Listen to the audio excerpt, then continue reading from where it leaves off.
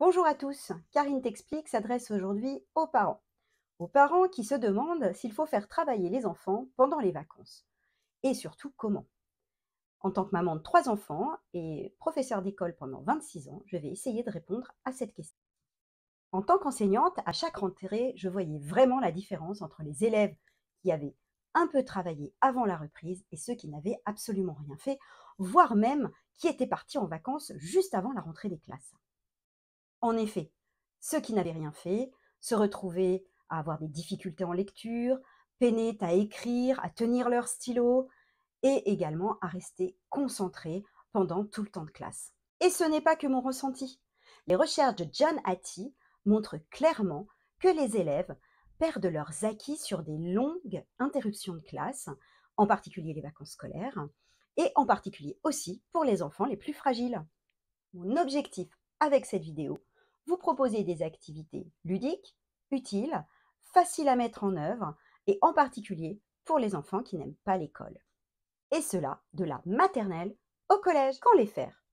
Eh bien, je vous conseille de les répartir tout au long des vacances et de réserver les activités les plus scolaires aux 2 dernières semaines avant la reprise pour une reprise en douceur. Je vous propose 14 idées d'activités à faire en famille, sans pression, pour apprendre autrement tout en resserrant les liens familiaux. Premièrement, lire.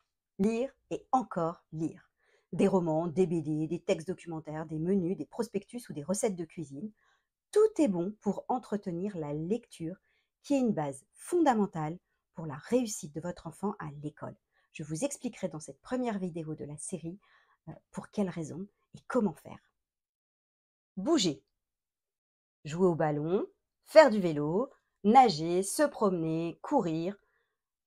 L'enfant a besoin de mettre son corps en mouvement pour bien grandir. Jouer. Jeux de société, jeux de manipulation, jeux d'imagination. Les jeux sont parfaits pour la logique, l'attention et le langage. Dessiner. Beaucoup d'enfants vont dire « je ne sais pas dessiner ». Eh bien, il y a beaucoup d'idées pour les aider à progresser. Écrire.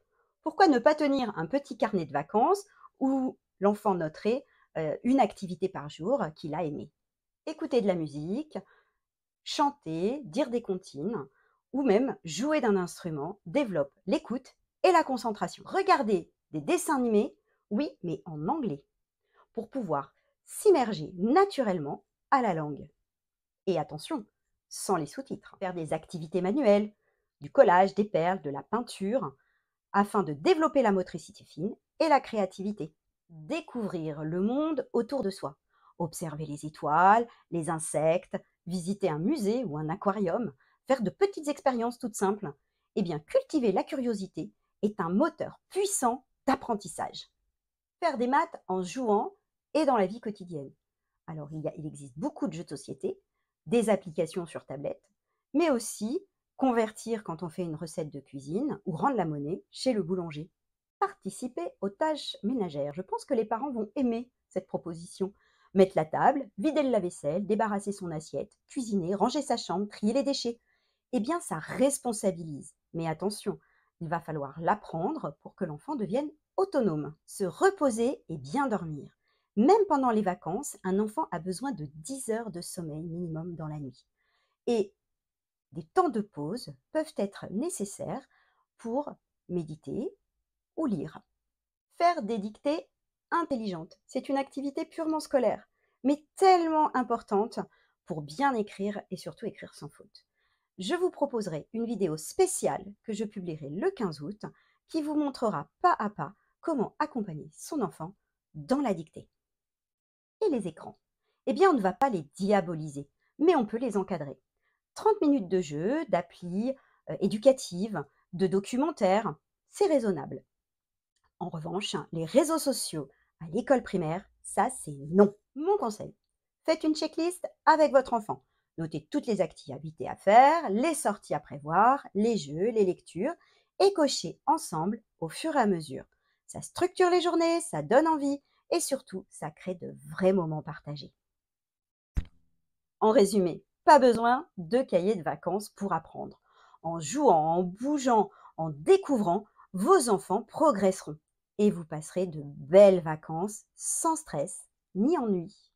Retrouvez dans cette série de vidéos des idées concrètes pour chaque type d'activité et rendez-vous le 13 août pour la spéciale consacrée à la dictée accompagnée pas à pas.